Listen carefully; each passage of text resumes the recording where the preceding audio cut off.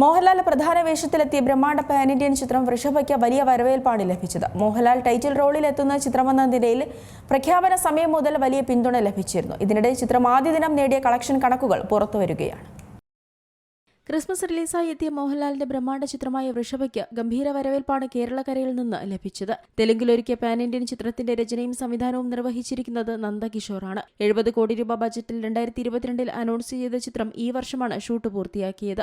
നിരവധി തവണ റിലീസ് നീട്ടിവെച്ചതിന് പിന്നാലെയാണ് ചിത്രം റിലീസ് ചെയ്തത്. ചിത്രത്തിന് തരക്കേടില്ലാത്ത പ്രതികരണങ്ങൾ ലഭിക്കുമ്പോഴും മോഹൻലാൽ ആരാധകരെ തൃപ്തിപ്പെടുത്താനുള്ള ചേരുവകൾ വൃഷഭയിലുണ്ടോ എന്നാണ് പ്രേക്ഷകർ ഉറ്റുനോക്കുന്നത്. ഇപ്പോഴത്തെ പുറത്തുവരുന്ന റിപ്പോർട്ടുകൾ പ്രകാരം വൃഷഭയ്ക്ക് ആദ്യ ദിനം തന്നെ ബോക്സ് ഓഫീസിൽ കാലിടറിയിരിക്കുകയാണ്. മലയാളത്തിൽ നിന്ന് മാത്രം 46 ലക്ഷമാണ് ചിത്രത്തിന് സ്വന്തമാക്കാനായത്.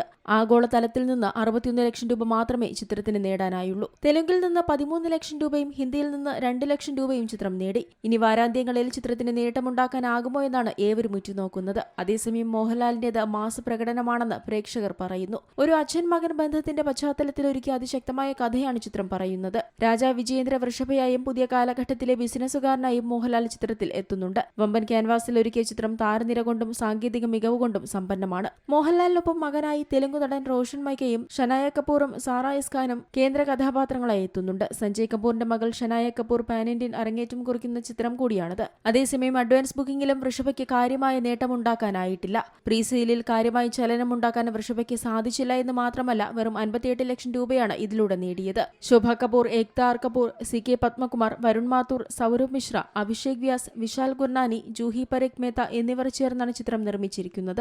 ആശീർവാദ് സിനിമാസാണ് ചിത്രം കേരളത്തിലെത്തിച്ചത്. വമ്പൻ ക്യാൻവാസും താരനിരയുമുള്ള ചിത്രം ആക്ഷൻ രംഗങ്ങളാൽ സമ്പന്നമാണെന്ന് നേരത്തെ റിപ്പോർട്ടുകൾ ഉണ്ടായിരുന്നു. മോഹൻലാൽ എന്ന നടന്റെ കരിയറിൽ ആദ്യമായാണ് അദ്ദേഹം ഒരു രാജാവായി അഭിനയിക്കുന്നത്. മോഹൻലാലിനൊപ്പം ഒട്ടേറെ മികച്ച അഭിനേതാക്കളും ചിത്രത്തിൽ അണിനിരക്കുന്നുണ്ട്. രാഗിണി ദ്വിവേദി, സമർജിത് ലങ്കേഷ് എന്നിവരാണ് ചിത്രത്തിൽ മറ്റു കേന്ദ്ര കഥാപാത്രങ്ങളെ അവതരിപ്പിച്ചിരിക്കുന്നത്.